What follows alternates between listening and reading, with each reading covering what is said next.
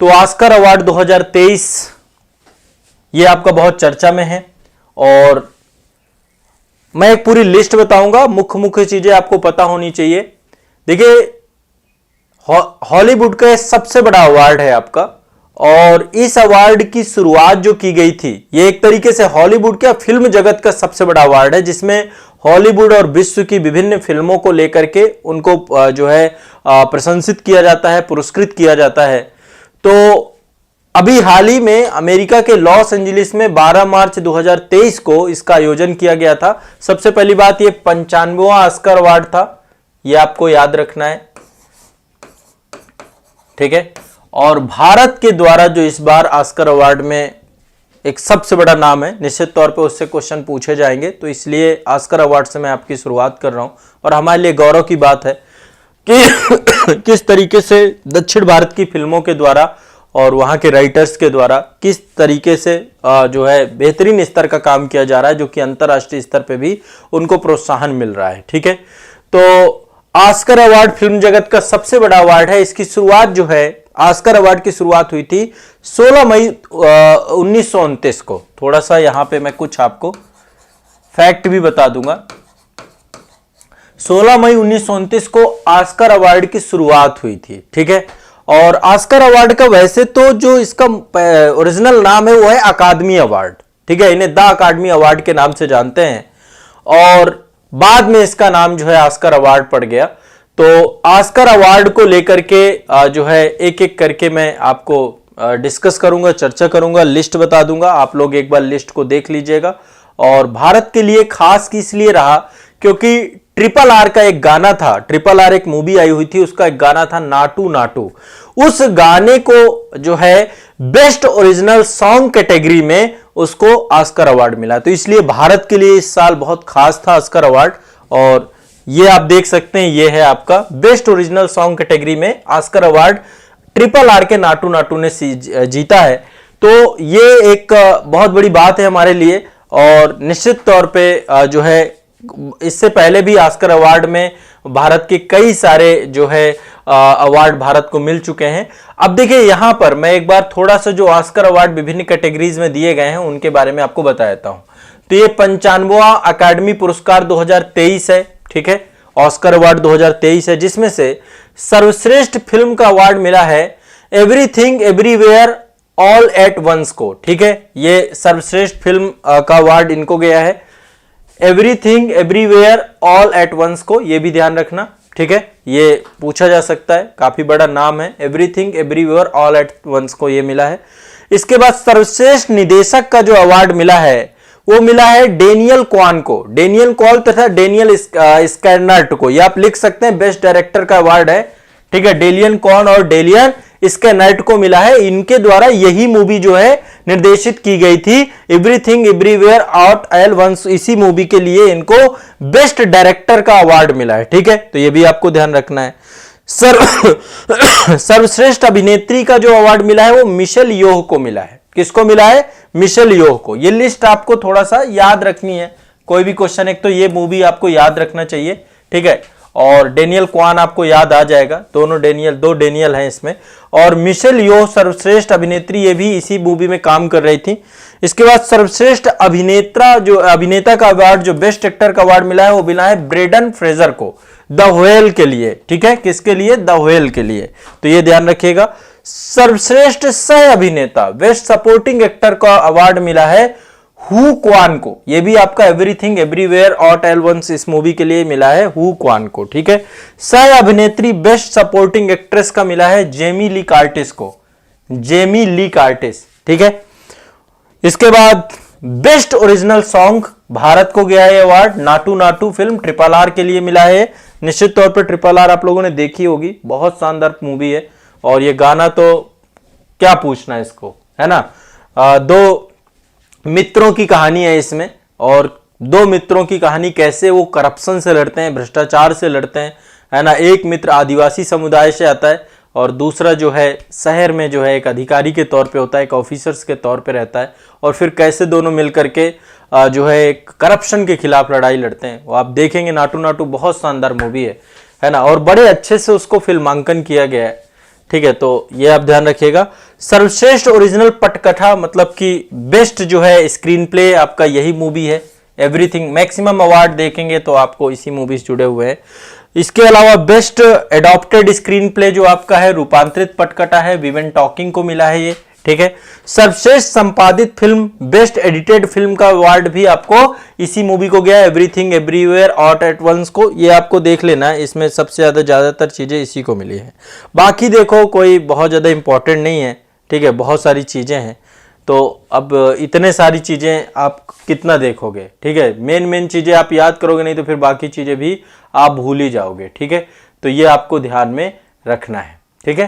तो देखिए इस बार ऑस्कर अवार्ड के लिए एस राजामौली की जो ट्रिपल आर थी, इस गाने को बेस्ट ओरिजिनल सॉन्ग कैटेगरी में अवार्ड मिला है। पहली बार भारतीय फिल्म को इस श्रेणी में अवार्ड मिला है, इससे पहले इस कैटेगरी में कोई भी अवार्ड नहीं मिला। इससे पहले आपको एक चीज और यहां पे बता दूं, ट्रिपल आर को गोल्डन ग्लोब अवार्ड भी मिल चुका है। गोल्डन ग्लोब अवार्ड में अलग से एक सेशन में करा दूंगा आपको। तो गोल्डन ग्लोब अवार्ड भी ट्रिपल आर को अभी मिला है, ठीक है। इसके अलावा भारतीय फिल्म द एलिफेंट विस्पर एक ये फिल्म थी, और बेस्ट डॉक्यूमेंट्री शॉर्ट फिल्म का अवार्ड भी इसने जीता है, ठीक है। द एलिफेंट विस्पर, इसको ध्यान में रखिएगा।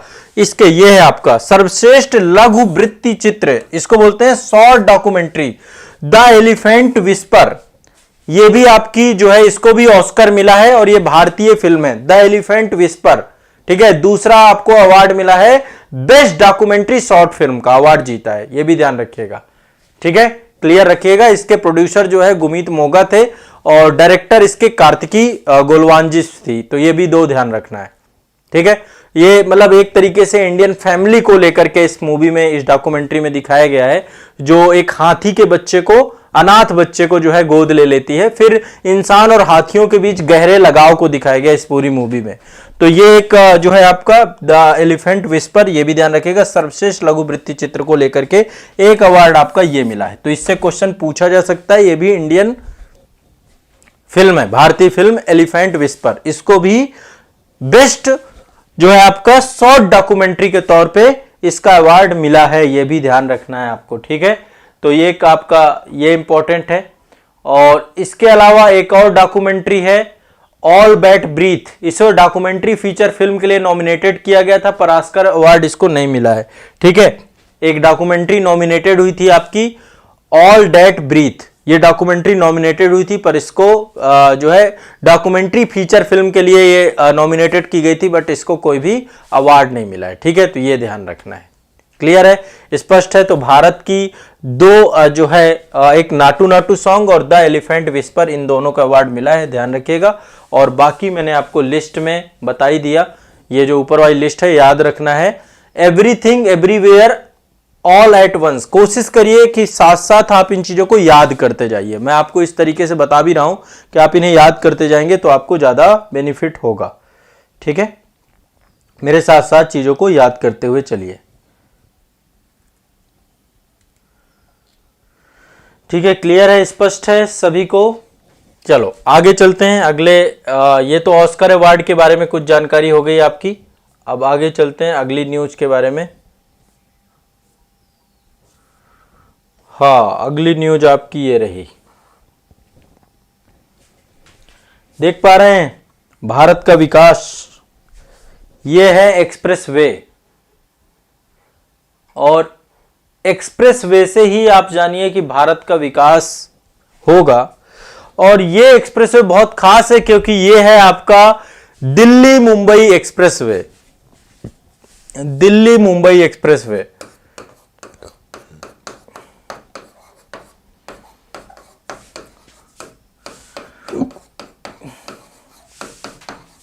अभी हाल ही में इसका अनावरण किया गया है, ठीक है। इसका प्रथम चरण जो है इस एक्सप्रेसवे का, उसका अनावरण किया गया है 12 फरवरी 2023 को। वैसे एक बार थोड़ा सा कुछ फैक्ट आपको बता देता हूं। दिल्ली मुंबई एक्सप्रेसवे की कुल लंबाई है 1386 किलोमीटर, कितनी? 1386 किलोमीटर इसकी टोटल लंबाई है, 1386 किलोमीटर टोटल। भारत का सबसे लंबा एक्सप्रेसवे बन रहा है दिल्ली मुंबई एक्सप्रेसवे। कितना? भारत का सबसे लंबा एक्सप्रेसवे, ठीक है। लेकिन अभी जो है इसका पहला चरण पूरा कर लिया गया है और राष्ट्र को समर्पित कर दिया गया है। दिल्ली से दौसा तक ये पहला जो है आपका बनाया गया है 246 किलोमीटर का, 246 किलोमीटर का दिल्ली से दौसा, ये जयपुर के पास है आपका, राजस्थान में पड़ती है जगह। दिल्ली से दौसा तक ये जो है आपका बनके रेडी हो गया और राष्ट्र को समर्पित भी कर दिया गया। 12 फरवरी 2023 को प्रधानमंत्री नरेंद्र मोदी जी के द्वारा इसको जो है इसका अनावरण किया गया था। तो एक तो आपको ये ध्यान रखना है, ठीक है। अब देखो ये एक्सप्रेसवे आपका जब बन जाएगा पूरी तरीके से तो दिल्ली और मुंबई की यात्रा को ये मान लीजिए लगभग 12% की कमी आएगी, और जहां यात्रा की अवधि 24 घंटे की होती थी 12 घंटे में आप मुंबई पहुंच सकते हैं दिल्ली से। बहुत बड़ी बात है, मतलब कि 12 घंटे 50% के समय की बचत होगी। और यह एक्सप्रेसवे 6 राज्यों से होकर गुजरेगा। एक बार थोड़ा सा मानचित्र में आपको दिखा देता हूं। यह एक्सप्रेसवे 6 राज्यों से होकर गुजरेगा। 6 राज्य कौन कौन से हैं? एक तो आपका दिल्ली है, दूसरा हरियाणा है, ठीक है। यहां पे देखिए दिल्ली से निकलेगा, दिल्ली फिर हरियाणा, हरियाणा के बाद राजस्थान में प्रवेश कर जाएगा, ठीक है। मध्य प्रदेश के कुछ हिस्से से भी ये, ठीक है, इसका मध्य प्रदेश से भी जुड़ाव करेंगे तो मध्य प्रदेश, गुजरात और महाराष्ट्र, ठीक है। ये आपका टोटल 6 राज्यों से इसका जुड़ाव होगा इस एक्सप्रेसवे का, ठीक है। और यह एक्सप्रेसवे कोटा को, इंदौर से होकर के भी ये जाएगा। कोटा, इंदौर, जयपुर, भोपाल, बड़ोदरा, सूरत जैसे प्रमुख शहरों को जोड़ेगा एक्सप्रेसवे, ठीक है। तो ये आपको ध्यान रखना है। और देखिए अभी पिछला जो बजट आया था या ये बजट भी आया, पीएम गति शक्ति के बारे में आपको पता है कि भारत में एक बड़े स्तर पे, चाहे वो रेलवे हो, चाहे रोड हो, चाहे बंदरगाह हो, चाहे वायुयान हो, एक बड़े स्तर पे क्या करना है, इकोनॉमी को बढ़ाने के लिए हमें पीएम गति शक्ति के तहत एक बेसिक इंफ्रास्ट्रक्चर को डेवलप करना है। तो उसके तहत ही ये आपका प्रयोग किया जा रहा है, ठीक है। ध्यान रखिएगा, उसके तहत ही जो है डेवलप किए जा रहे हैं भारत में। तो ये आपको ध्यान रखना है, एक तो बहुत इंपॉर्टेंट है, ठीक है। तो इसका पहला चरण पूरा हो गया इस एक्सप्रेसवे का। यहां पे मैं आपको एक बार दिखा देता हूं। पहला चरण आपका दिल्ली से दौसा, लॉलसेट खंड तक ये आपका 246 किलोमीटर तक राष्ट्र को दे दिया गया है प्रधानमंत्री नरेंद्र मोदी जी के द्वारा। और निर्माण की लागत जो आई है उसकी 12,150 करोड़ रुपए की आई है ये, ठीक है। और दिल्ली से जयपुर की यात्रा आपकी 3.5 घंटे में पूरी की जा सकती है। 3.5 घंटे में। मैं 2 बार अभी इस एक्सप्रेसवे में यात्रा कर चुका हूं, ठीक है। बड़ा शानदार बना है, मतलब आप सोचेंगे भी, बहुत बड़े स्तर पे ग्रीन बेल्ट बनाई गई है बीच में सेंटर में, और बहुत अच्छा है। 4 लेन इधर, 4 लेन इधर, लगभग 8 लेन का हाईवे है, ठीक है। तो अपने आप में जैसे जो अनुभव ये यमुना एक्सप्रेसवे में आपका होता है वैसे ये वाला एक्सप्रेसवे शानदार है, ठीक है। और बड़े अच्छे से अभी बनाया गया इसको। तो ये आपका टोटल जो है 1386 किलोमीटर का है। भारत का सबसे लंबा एक्सप्रेसवे बनेगा ये आपका। और दिल्ली से मुंबई की यात्रा में 12 घंटे की अवधि में पहुंच पाएंगे, अभी तक 24 घंटे लगते थे, ठीक है। ये है आपका, ध्यान रखना है। चलिए, तो अभी इसी दौरान जब 12 फरवरी को प्रधानमंत्री जी ने इसको राष्ट्र को समर्पित किया, तो इसी दौरान 247 किलोमीटर लंबी राष्ट्रीय राजमार्ग परियोजना का भी आधारशिला रखी, और यह भी ध्यान रखना है, ठीक है। चलिए आगे चलते हैं अगली खबर पे। अगली खबर बहुत चर्चा की है, बहुत ज़्यादा चर्चा की है, मतलब इस बार इससे जुड़े हुए प्रश्न आपके बहुत आने वाले हैं, भरमार होने वाली है। तो भारत के लिए एक बड़ी उपलब्धि है, कह सकते हैं। 18वां G20 शिखर सम्मेलन भारत में होने जा रहा है। सभी जानते हैं, ये लोग खूब चर्चा में है इस समय, लगातार बहुत सारी बैठकें हो रही हैं, है ना। तो G20 शिखर सम्मेलन भारत में हो रहा है 25, आपको पता है G20 शिखर सम्मेलन आपका ये एक संगठन है, और इस संगठन की स्थापना 25 सितंबर 1999 को की गई थी। कब की गई थी? 25 सितंबर 1999 को की गई थी। इसमें विश्व के सभी महत्वपूर्ण देश हैं। इसमें डेवलप्ड इकोनॉमी तो हाई ही है, साथ ही साथ डेवलपिंग इकोनॉमी भी सारी हैं, ठीक है। तो विश्व के सबसे महत्वपूर्ण मंचों में से एक है, और इसमें भारत भी एक अहम हिस्सा है, और भारत में होने जा रहा है ये। तो इसकी स्थापना आपका एशियाई वित्तीय संकट की स्थिरता लाने के उद्देश्य से की गई थी, क्योंकि उस समय पूर्वी एशिया और दक्षिण पूर्व एशिया को इस समय बहुत ज्यादा 1999 के दशक में वित्तीय अस्थिरता का सामना करना पड़ा था। उसी के उद्देश्य से G20 संदेश बनाया गया था। अब देखो इसका अल्टीमेट गोल क्या है इस पूरे संगठन का। इसका गोल है, इसका मुख्य उद्देश्य है आर्थिक देशों, जितने भी विकासशील देश हैं, जितने भी डेवलपिंग इकोनॉमी है वहां पे आर्थिक स्थिरता को बनाए रखना, और साथ ही जलवायु परिवर्तन जैसा मुद्दा, स्वास्थ्य से जुड़ा हुआ मुद्दा, राजनीतिक मुद्दों पर विचार विमर्श करना, वहां पे आपसी सहयोग देना, एक दूसरे के लिए सपोर्ट करना। तो इस समय ये बहुत चर्चा में ये लोगो है जो भारत सरकार के द्वारा जारी किया गया है। और एक बार मैं थोड़ा सा यहाँ पे G20 में देशों के नाम बता देता हूं, कौन कौन से देश हैं, एक बार देख लीजिए। एक तो अर्जेंटीना है, ऑस्ट्रेलिया है, रूस है ना। एक बार क्रम से ऐसे देख लेते हैं, ऑस्ट्रेलिया, ब्राजील, कनाडा, चीन, फ्रांस, जर्मनी, ठीक है। टोटल 20 देश हैं, G20 के नाम से ही फेमस होता है। तो 19 देश और यूरोपीय संघ दोनों को जोड़ लेते हैं, 19+1 है ना, सब G20 में। तो अर्जेंटीना, ब्राजील, कनाडा, चीन, France, Germany, Australia, Bharat, Indonesia, Italy, Japan, Mexico, रूस, तुर्की, सऊदी अरब, दक्षिण अफ्रीका, यूनाइटेड किंगडम, संयुक्त राज्य अमेरिका, कोरिया गणराज्य और यूरोपीय संघ। ये देश है टोटल 20। आपको ये ध्यान रखना है, इसका एक ये मानचित्र देख लीजिए, इससे आपको आइडिया लग जाएगा। इसमें देखो सभी G7 कंट्रीज सम्मिलित हैं। G7 में 7 कंट्रीज आती हैं, G20 में भी सम्मिलित हैं, Canada, France, Germany, Italy, Japan, UK और यूएस। ये आपका पहले G8 हुआ करता था, लेकिन रसिया को इन्होंने 2014 में एग्जिट कर दिया था क्रीमिया विवाद के कारण से, ठीक है। तो ये आपको ध्यान रखना है, क्रीमिया विवाद के कारण से रसिया को अलग कर दिया था इन्होंने, और इस कारण से जो है आपका अभी G7 है ये। और ये बाकी कंट्रीज हैं, अर्जेंटीना, ऑस्ट्रेलिया, ब्राजील, चाइना, यूरोपीय union, India, Indonesia, Mexico, Saudi Arab और साउथ अफ्रीका और साउथ कोरिया, टर्की। तो ये कंट्रीज हैं आपको। और देखो G20 आपका शिखर सम्मेलन सितंबर में होना है ना, सितंबर पे होना है। यह है 18वां G20 राष्ट्राध्यक्षों और शासनाध्यक्षों का शिखर सम्मेलन, 9 से 10 सितंबर के बीच में होना है आपका 2023 में। कहां होगा? नई दिल्ली में होगा। जगह का नाम ध्यान रखिएगा, नई दिल्ली में शिखर सम्मेलन होगा। कहां होगा ये शिखर सम्मेलन? नई दिल्ली में। ये भी लिख लीजिए, नई दिल्ली में शिखर सम्मेलन होगा। अब देखो इस शिखर सम्मेलन को लेकर के अब बड़े स्तर पे, मंत्री स्तर पे क्या हो रहा है, आपस में बहुत सारे बहुत सारी जो है G20 की अभी से ही कार्य समूहों की वो हो रही हैं। देखिए ये है, आपको देखिए अभी आप देख रहे होंगे लगातार चर्चा में आ रहा होगा कि पर्यटन कार्य समूह की पहली बैठक हो गई, आयोजित हो गई। तो G20 की अध्यक्षता को लेकर उससे पहले बहुत सारे जो मंत्री स्तर की बहुत सारी बैठकें होती हैं वो हो जाती हैं। वो इसलिए होती हैं क्योंकि उनमें जो रणनीति बनती है उन्हीं को आगे डिस्कस किया जाता है।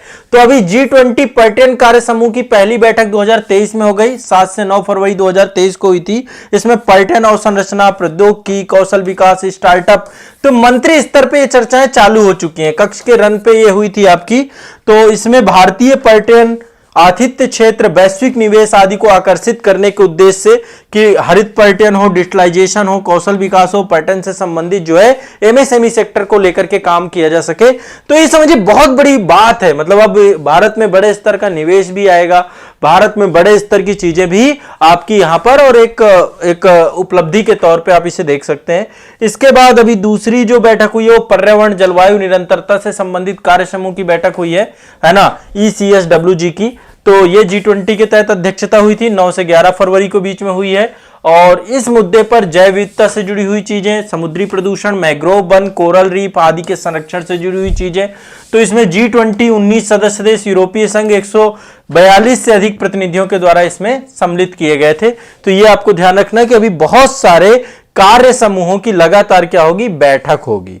और जो भी बैठक होगी उस बैठक में लगातार उसी बैठक की परिणति जो है, जब आपकी 9 से 10 सितंबर 2023 को G20 शिखर सम्मेलन होगा, उसी में इन्हीं मुद्दों पर जो है शिखर सम्मेलन मतलब राष्ट्रीय स्तर तक में चर्चाएं होंगी। ठीक है, तो यह भी आपको ध्यान में रखना है।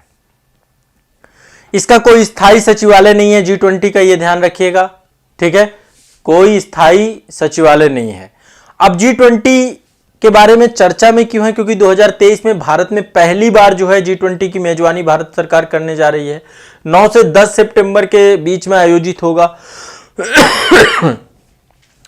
1 दिसंबर 2022 को भारत ने इस सम्मेलन की अध्यक्षता इंडोनेशिया से ग्रहण की थी। इससे पहले जो है इंडोनेशिया के पास, मतलब इंडोनेशिया 2017वां शिखर सम्मेलन इंडोनेशिया ने कराया था।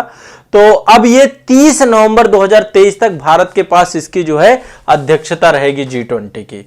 अब देखिए ये जो आप देख रहे हैं ये G20 का लोगो है भारत के द्वारा, भारत 2023 इंडिया, ये लोगो आपका जारी किया गया है। इस लोगो में टोटल 4 रंग है, 4 रंग इस लोगो में दिखता है आपका। एक तो केसरिया रंग है हमारे जो झंडे का है, केसरिया के अलावा सफेद कलर है, सफेद कलर आप देख रहे हैं, नीला कलर है और साथ में हरा कलर है। ठीक है, तो भारत के रंग के साथ साथ नीला कलर भी है और इसमें भारत के राष्ट्रीय पुष्प कमल को दिखाया गया है। कमल को पृथ्वी ग्रह के साथ प्रस्तुत किया गया है। देखिए अर्थ है आपकी ग्लोब है, तो पृथ्वी ग्रह के साथ यहां पे इंडिया को दिखाया गया है और साथ में ये राष्ट्रीय पुष्प कमल है, आपका राष्ट्रीय पुष्प कमल है।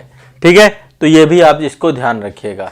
ठीक है, तो ये एक तरीके से किस प्रकार से बहुत सारी चुनौतियों के साथ भारत जिस तरीके से विकास कर रहा है, जीवन के प्रति भारत की पर्यावरण के अनुकूल दृष्टिकोण को दिखाता है। कमल एक तरीके से एनवायरनमेंट का प्रतीक है, पर्यावरण का प्रतीक है और कैसे वो पृथ्वी में जो है भारत का क्या योगदान है पर्यावरण को लेकर के, इसको भी ध्यान में रखना है। देवनागरी में यहां पे नीचे भारत लिखा हुआ है, भारत 2023, ये भी ध्यान रखना है। तो ये अंतरराष्ट्रीय स्तर पे इंडिया हिंदी भाषा की पहचान को भी दिखाता है। ठीक है, किसी भी देखिए लोगो बहुत बड़ी चीज होती है, लोगो एक बड़ा रिप्रेजेंटेशन होता है।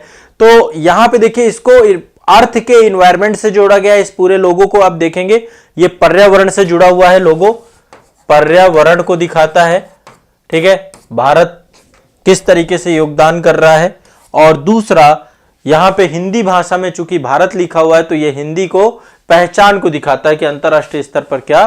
ठीक है, और इस वर्ष का लोगो भारत के विकास को, डेवलपमेंट को दिखाने का प्रयास करता है। G20 की अध्यक्षता का विषय भारत के द्वारा जो उसकी विदेश नीति है वसुधैव कुटुंबकम, इसको रखा गया। इसकी जो थीम है वो है वसुधैव कुटुंबकम, यानी एक पृथ्वी, एक कुटुंब, एक भविष्य, यानी कि जो हमारी विदेश नीति का मूल सार है उसको ही यहां पर दिखाने का प्रयास किया गया है। 2023 के G20 शिखर सम्मेलन में बांग्लादेश, मिस्र, मॉरिशस और Netherland, Oman, Nigeria, Singapore, Spain, संयुक्त अरब अमीरात, इनको आमंत्रित किया जाएगा, आमंत्रित देश के तौर पे होंगे। एक बार फिर से लिस्ट बता रहा हूं, बांग्लादेश, मिस्र, Mauritius, Netherland, Oman, Nigeria, Singapore, Spain और संयुक्त अरब अमीरात, ये कंट्रीज क्या है, विशेष आमंत्रित कंट्री हैं। इसको विशेष आमंत्रण इनको दिया जाएगा। ठीक है, तो ये ध्यान रखिएगा। अब देखिए 2023 का जो ये G20 शिखर सम्मेलन है, देखिए आपको एक बार थोड़ा सा मैं यहाँ पे रफली G20 का इंपॉर्टेंस बता देता हूं कि ये 20 देश साधारण देश नहीं है। यदि आप देखेंगे तो पूरे विश्व की टोटल पॉपुलेशन का 60% यहाँ पे निवास करता है।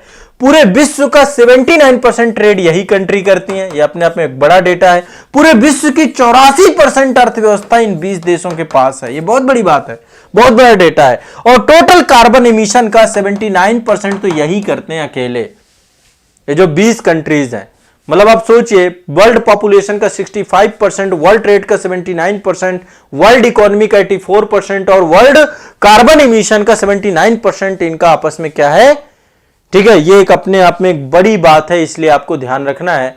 अब देखिए G20 की अध्यक्षता हमारे लिए इंपॉर्टेंट क्यों है, क्योंकि भारत एक विश्व नेता के तौर पे उभर रहा है, इस समय एक लीडर के तौर पे उभर रहा है। और कोविड महामारी के दौरान जिस तरीके से भारत ने जरूरतमंद देशों की स्वास्थ्य सुविधाओं का ध्यान में रखा, उन्हें वैक्सीन उपलब्ध कराई, भारत एक वैश्विक नेता की भूमिका के तहत उभर के सामने आया, एक नेतृत्वकर्ता के तौर पे देखा गया।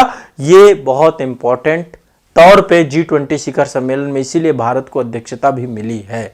ठीक है, अब देखिए भारत में अब G20 की कई बैठकों का आयोजन किया जाएगा, बैक टू बैक, अभी जब तक सितंबर तक नहीं हो जाएगा, खूब आयोजन होंगे। लगातार आप चर्चा में आयोजनों को सुनोगे, मैं आपको डिस्कस भी कर दूंगा, मैं आपको बता भी दूंगा। तो भारत में विभिन्न राज्यों में G20 की कई बैठकों का आयोजन किया जाएगा, जिसमें जम्मू कश्मीर भी सम्मिलित है, जम्मू कश्मीर की भी चर्चा होगी। वैश्विक स्तर पे हम ये संदेश दे पाएंगे कि आजादी के समय से ही जम्मू कश्मीर भारत का एक अभिन्न हिस्सा रहा है, अभिन्न अंग रहा है और साथ ही भारत दुनिया को अपनी सभ्यता, संस्कृति और गौरवशाली इतिहास को बता पाएगा, उससे परिचित करा पाएगा। इसलिए भी हमारे लिए G20 शिखर सम्मेलन बहुत इंपॉर्टेंट होगा। तो G20 शिखर सम्मेलन को लेकर के आप भी ध्यान रखिएगा इस चीज को। G20 के आयोजन के जरिए भारत अपनी आर्थिक, तकनीकी, सामाजिक तथा राजनीतिक प्रगति का भी प्रदर्शन कर पाएगा, जिससे विश्व के कई देशों का भारत को लेकर जो नजरिया है वो बदलाव होगा उसमें। इसलिए G20 शिखर सम्मेलन हमारे लिए इंपॉर्टेंट है। ठीक है, आपको लग रहा होगा कि भाई ये G20 शिखर सम्मेलन तो हर देश में होता है ना, लेकिन ये हमारे यहां पहली बार पे हो रहा है। अभी जो विभिन्न बैठकें होंगी उनमें से कुछ बैठकें जम्मू कश्मीर में होंगी। इससे जम्मू कश्मीर का महत्व इंटरनेशनल, इस पूरे मुद्दे का अंतरराष्ट्रीयकरण इस तरीके से हो जाए कि जम्मू कश्मीर भारत का अभिन्न हिस्सा है, और इसका अंतरराष्ट्रीयकरण जिस तरीके से दुष्प्रचार पाकिस्तान करता है, उस दुष्प्रचार को हम यहां पे समाप्त कर पाएंगे विश्व की बड़ी अर्थव्यवस्थाओं की, विश्व के जिम्मेदार देशों के सामने। तो यह भी हमें ध्यान में रखना है। अब देखिए, इस समय भारत में बड़े स्तर पे औद्योगिक प्रगति की तरफ हम आगे बढ़ रहे हैं। स्टार्टअप क्षेत्र में भारत बहुत तेजी से काम कर रहा है। भारत में बहुत सारी कंपनियां, यूनिकॉर्न कंपनियां बन रही हैं। अभी 100 से ज्यादा संख्या हो चुकी है यूनिकॉर्न की। तो इस आयोजन के तहत दुनिया की बड़ी अर्थव्यवस्थाओं को अपने यहां निवेश करने के लिए भारत जो है आकर्षित करेगा। चूंकि अब हमारे यहाँ इन्वेस्टमेंट की जरूरत है, हमारे यहाँ पे नए स्टार्टअप चालू हो रहे हैं, तो उनके तहत इन्वेस्टमेंट भी भारत में आ पाएगा। साउथ ईस्ट एशिया में भारत अपना फोकस बढ़ाना चाहता है, इसलिए भारत जो है वित्तीय समावेशन, डिजिटलीकरण, क्लाइमेट चेंज जैसे मुद्दों पर भी काम करेगा और इनमें आगे बढ़ने की दिशा में भी लगातार प्रयास करेगा। लेकिन देखिए, बहुत सारी चुनौतियां हैं इस समय। आपको पता है कि रूस यूक्रेन युद्ध चल रहा है और G20 का एक महत्वपूर्ण सदस्य रूस भी है। ऐसे में भारत के लिए बहुत, चूंकि देखिए रूस हमारा मित्र रहा है, और ऐसे में आपको पता है कि कोई भी हम निर्णय लेंगे, अभी G20 शिखर सम्मेलन में इसका मुद्दा उठेगा ही उठेगा, मतलब हर बार उठता है। तो इस बार हो सकता है कि युद्ध बंद करने को लेकर के, युद्ध को लेकर जो क्षतिपूर्ति हुई है उसको लेकर मुद्दा उठाया जाए। अभी पुतिन को अरेस्ट करने को लेकर के बड़ी खबर चल रही है कि अरेस्ट हो जाएंगे पुतिन यदि G20 में आएंगे। ऐसा तो नहीं होगा, लेकिन आप समझिए कि यूक्रेन युद्ध जो हो रहा है ना, इसमें रूस के साथ भारत जो है, कभी भी ऐसा नहीं कि रूस का साथ छोड़ेगा, लेकिन भारत को काफी संवेदनशील तरीके से सोचने की जरूरत है, निर्णय लेने की जरूरत है कि कोई इस चुनौती का समाधान निकल सके। और भारत इस चुनौती का समाधान निकालने में यदि कामयाब हो जाता है, भारत में इस बार G20 शिखर सम्मेलन में यदि रूस यूक्रेन युद्ध को बंद कर देता है, तो यह भारत के लिए बहुत बड़ी उपलब्धि होगी। आप समझ लीजिए, उससे पहले हो जाए तो बहुत बड़ी बात है। यदि G20 शिखर सम्मेलन में यदि भारत इस युद्ध को रुकवा देता है, और तो भी अपने आप में बहुत बड़ी बात होगी। ठीक है, तो एक मुद्दा रूस यूक्रेन युद्ध है बहुत बड़े स्तर पे। दूसरा मुद्दा है वैश्विक स्तर पर कई देशों में आंतरिक अशांति बढ़ रही है। जैसे अफगानिस्तान की बात देख लीजिए, श्रीलंका की हालत देख लीजिए, पाकिस्तान की हालत देख लीजिए, आप बांग्लादेश की हालत देख लीजिए। खाद्य वस्तुएं बहुत तेजी से बढ़ रही हैं, ऊर्जा बहुत तेजी से बढ़ रही है, फर्टिलाइजर, प्राकृतिक गैस, तेल, इनके रेट बहुत तेजी से बढ़ रहे हैं। इन देशों में इनकी लगातार कमी हो रही है। ये तो छोड़िए, वहां तो सब्जी नहीं है, दूध नहीं है, बेसिक चीजें नहीं है। तो पूरी दुनिया महंगाई के दौर से गुजर रही है, और ऐसे में भारत के सामने एक बड़ी चुनौती होगी कि इस तरीके की मुद्रास्फीति से किस प्रकार से निपटा जा सके। जो ये चुनौती बन गई है इन्फ्लेशन की, मुद्रास्फीति को, इससे कैसे निपटा जा सके, तो ये भी एक बहुत जरूरी बात है। इसके अलावा वैश्विक अर्थव्यवस्था बहुत सारी चुनौतियों से गुजर रही है। आर्थिक मंदी चल रही है। आज अमेरिका के बारे में आपको पता होगा कि अभी हाल ही में 2 बैंक जो है वहां के कोलैप्स हो गए हैं। यूरोप में भी आर्थिक मंदी की स्थिति बनी हुई है। तो भारत के सामने एक बड़े चैलेंज है, बड़ी चुनौती है कि G20 देशों के सहयोग से कैसे वैश्विक अर्थव्यवस्था को फिर से रिवाइव किया जा सके, ताकि पूरी दुनिया को फायदा हो। ठीक है, अभी इस समय दुनिया भर के जितने भी केंद्रीय बैंक हैं, सभी ने ब्याज दरों को बढ़ा दिया है। ठीक है, ब्याज दरों को बढ़ा देने के कारण से जिन लोगों ने बड़े स्तर पर कर्जा ले रखा था, उनके ऊपर काफी आर्थिक दबाव आ गया है। बहुत सारे देश हैं अंतरराष्ट्रीय स्तर पर जो कर्जदार थे। तो G20 में मतलब इस मुद्दे को भी शामिल किया जाए और उनको कैसे इस संकट से निकाला जाए, यह भी एक बड़ा मुद्दा है। और सबसे बड़ा मुद्दा जो हमेशा बना रहता है वो है जलवायु परिवर्तन का। जलवायु परिवर्तन के दुष्प्रभावों को रोकने के लिए प्रतिवर्ष सभी देश अपनी प्रतिबद्धता दर्शाते हैं। बहुत सारे देश इस दिशा में सब्सिडी भी देते हैं, सहायता भी देते हैं। बहुत सारे देश कार्बन उत्सर्जन में कमी होने की जगह पे बहुत सारे देशों में बढ़ोतरी भी हो रही है। ऐसे में जलवायु परिवर्तन जैसे मुद्दे पर भी भारत का स्टैंड और भारत के G20 शिखर सम्मेलन में इस बार जो उसके समाधान की दिशा में कार्य होगा वो भी भारत के लिए बहुत बड़ी बात होगी। तो ये आप सभी के लिए आप समझ सकते हैं कि बहुत सारे मुद्दे हैं। मैं कितने मुद्दे आपको यहां पे गिनाऊं, ये सारे मुद्दे इस बार जो है भारत के लिए बहुत इंपॉर्टेंट है। तो G20 की अध्यक्षता करना पहली बात भारत के लिए बहुत गर्व की बात है। साथ ही पूरी दुनिया की निगाहें इस बात पे हैं कि जो ये चुनौतियां हैं क्या भारत इनको निपटा पाएगा। ऐसी कौन सी रणनीति हम अपनाएंगे जिससे पूरी दुनिया की राजनीतिक और आर्थिक विकास हो सके, पूरे दुनिया में शांति का माहौल हो सके। G20 की अध्यक्षता करना जितना हमारे लिए महत्वपूर्ण है उतना चुनौतीपूर्ण तो है, लेकिन भारत एक ऐसा मंच प्रदान करेगा जहां कई मुद्दों को हम एक दृष्टिकोण, उनमें एक विजन रख सकते हैं, कई सारे जो है प्रॉब्लम्स का सलूशन निकाल सकते हैं। तो इस तरीके से G20 शिखर सम्मेलन के माध्यम से भारत दुनिया में एक नई छवि बना पाएगा, है ना। तो ये G20 से जुड़ी हुई कई सारी बातें मैंने आपको बताई। मुझे निश्चित तौर पे ये लगता है कि आपको G20 शिखर सम्मेलन से जुड़ी हुई कई चीजें समझ में आ गई होंगी। आज के लिए इतना ही रखेंगे, बाकी नेक्स्ट सेशन पे हम आगे के टॉपिक को उठाएंगे।